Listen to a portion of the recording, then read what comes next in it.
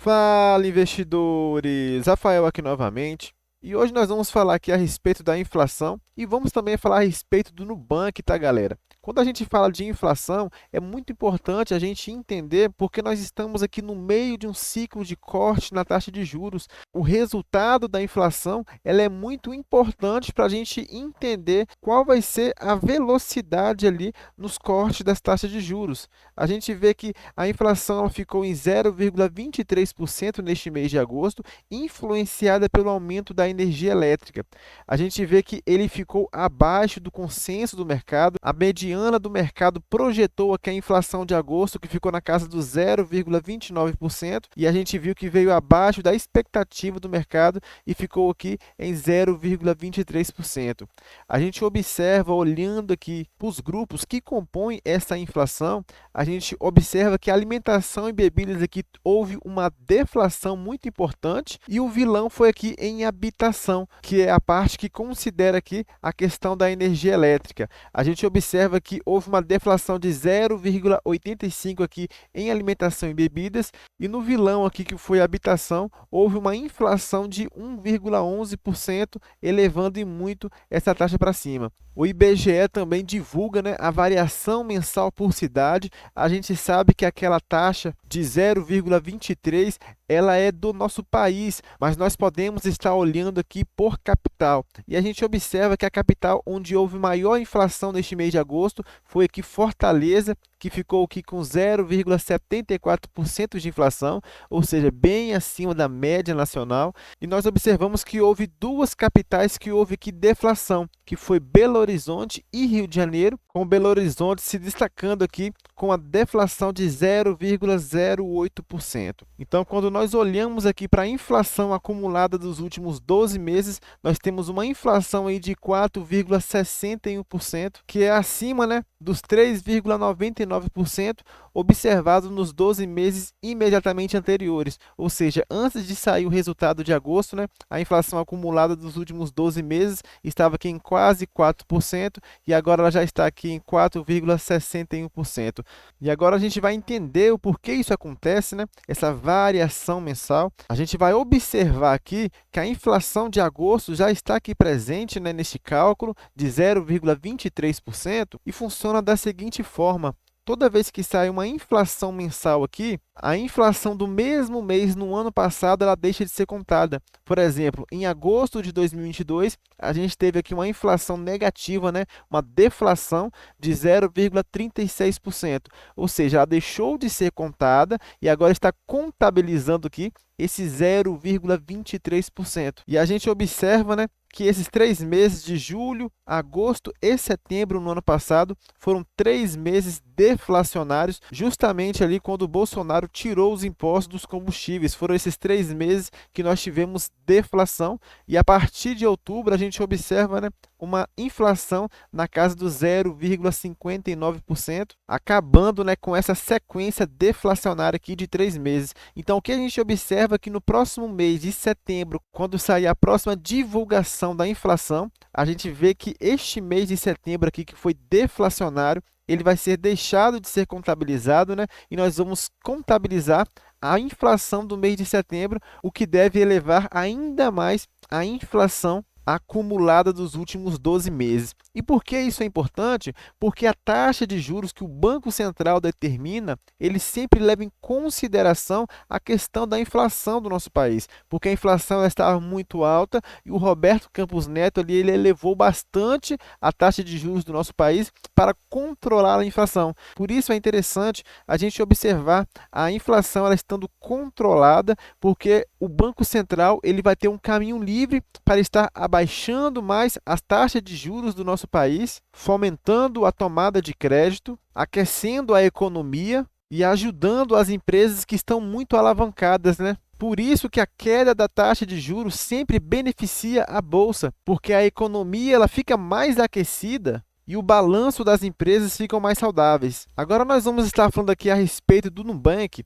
A gente vê que o JP Morgan mudou de patamar e recomenda a compra do Nubank. O banco americano elevou o preço-alvo e a recomendação do Nubank de neutra para a compra, ressaltando, entre outros pontos, os avanços da Fint em se tornar a conta bancária principal dos clientes. Eles elevaram, né, o preço-alvo da ação aqui de $5 para $9 e disseram que atualizaram o Nubank para compra à medida que ficaram mais confiantes em sua estratégia secular vencedora e viram ali recentes correções no preço das ações como um bom ponto de entrada. A gente vê que ao lado dos esforços para ampliar e monetizar a base de clientes, a busca do Nubank para se tornar a conta bancária principal desses correntistas é um dos pontos destacados pelos analistas, a partir de uma pesquisa ali do Banco Americano com os usuários ali do Nubank. O levantamento mostra que entre 2021 e 2023, a participação do Nubank nessa base saiu de 15% para 27%. Para efeitos de comparação no mesmo intervalo, o Itaú Unibanco caiu de 16% para 15%, enquanto o Bradesco se manteve em 13% e o Santander recuou de 9% para 8%. Ou seja, a gente observa aqui que os usuários do Nubank estão afirmando, né, que ela se tornou a sua principal conta bancária e a gente vê aqui realmente um avanço muito expressivo, saindo de 15% para 27%, enquanto que nos bancões aqui, essa base aqui houve uma queda. O Nubank, né, é um banco brasileiro, tá, galera? Criado ali em 2013 em São Paulo. Ele tem 84 milhões de usuários e 80 milhões de usuários estão aqui no Brasil. Mas ele não é negociado aqui no Ibovespa, não é negociado aqui na B3. Ele é negociado lá na América do Norte, nos Estados Unidos, e nós podemos comprar ele aqui através de BDRs. No mês passado ele teve uma mudança no ticker, né? O ticker antigo para estar comprando era no BR33 e a partir do mês passado a gente observa aqui 14/8, o novo ticker é roxo 34 para estarmos comprando as BDRs no banco, no home broker da nossa corretora normalmente, como se estivesse comprando uma ação aqui no Brasil. A gente vê que ela teve essa mudança aqui no mês passado, né, em relação ao seu nome, da mesma forma que a Via anunciou ontem, que agora é Grupo Casas Bahia e a ação terá novo ticker também. A gente vê que acionistas da Via aprovaram na terça-feira em Assembleia Geral Extraordinária a mudança da denominação social para Grupo Casas Bahia. Com isso, a partir de 20 de setembro deste ano, as ações da varejista da e-commerce passarão a ser negociadas na Bolsa sob novo código de negociação, o BIA3, né? Substituindo o ticker atual aqui de Via 3. O nome de pregão da companhia passará a ser Casas Bahia. Então, a gente observa que é natural, né, essa mudança. E eu vou estar falando também para vocês aqui as diferenças, né, de comprar uma ação na Bolsa Brasileira e de comprar aqui BDRs. Mas antes disso, a gente vai ver aqui o valor atual da companhia, que está em R$ 6,23. A gente observa aqui que ele caiu abaixo dos R$ 4,00, ficou aqui em 3 e alguma coisa, depois de ter vindo aqui, né, na casa de R$ 11,00, onde em dezembro de 2021 ele teve uma grande correção e agora a companhia tem começado a se recuperar. Continuando aqui com a análise do JP Morgan, eles falam que além da liderança e suas consequências, o Nubank desfruta de grandes vantagens de custo. Isso, de acordo com os analistas, se traduz em retornos mais elevados e melhor adaptabilidade ao ruído regulatório no longo prazo. Os analistas ainda destacam que a empresa teve um segundo trimestre sólido com retorno sobre patrimônio líquido, que é o ROI, de 17%, superior ao Itaú. O JP Morgan ainda prevê lucro líquido de 1,6 bilhão e ROI de 23% para o ano de 2024. O Nubank ele é líder no Brasil. O Nubank alcançou 84 milhões de clientes no segundo trimestre, sendo que 80 milhões são no Brasil, o que representa cerca de 50% da população adulta no país. Então a gente observa que é um número realmente muito robusto. Metade da população adulta brasileira, que é a população que pode ali tomar crédito, porque a gente sabe que menor de idade não consegue ali tomar crédito, ou seja, eles têm ali 50% da população adulta como seus clientes, e desses aproximadamente 82% são clientes ativos e 58% usam o Nubank como banco principal, ou seja, é um número realmente muito interessante, justamente quando a gente vê que é um banco digital. Porque quando comparado a um bancão, um banco físico, ele tem ali vários gastos, né, que o Nubank não vai ter. Por isso que o retorno sobre patrimônio líquido, o ROI do Nubank, ele é tão elevado. Porque pelo banco ele ser digital, ele tem menos gastos quando ele comparado, né, a um banco tradicional, a um bancão da Bolsa. Mas e aí, vale a pena ou não vale comprar o Nubank?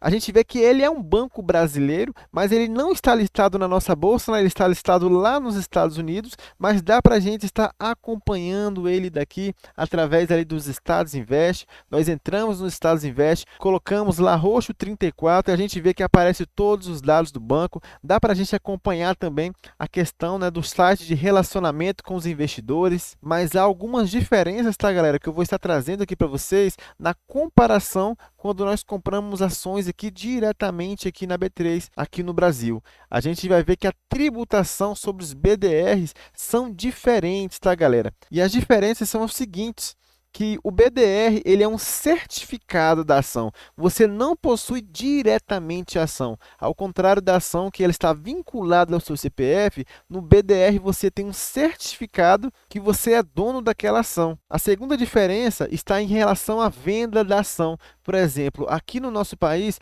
nós temos uma isenção de impostos, né, vendendo até 20 mil por mês. E quando nós temos BDRs, nós não temos essa isenção. Quando nós temos algum lucro, nós vendemos esse BDR, nós temos que pagar ali os impostos referente a essa venda, não se beneficiando ali da isenção de até 20 mil reais por mês que nós temos com ações brasileiras. Em relação aos dividendos, também é diferente, tá, galera? A gente vê que o Nubank não vem pagando dividendos, então para o Nubank não ia fazer muita diferença, justamente porque o Nubank, né, ele é um banco de crescimento. Então, ele não vai estar distribuindo dividendos justamente para estar expandindo ainda mais a sua marca. Mas caso um dia ele venha pagar dividendos, ao contrário dos dividendos aqui no nosso país, que nós temos isenção de imposto de renda, quando um BDR ele paga dividendo, nós temos que pagar o imposto em cima do ganho, justamente porque a Receita Federal vê que você está recebendo capital estrangeiro.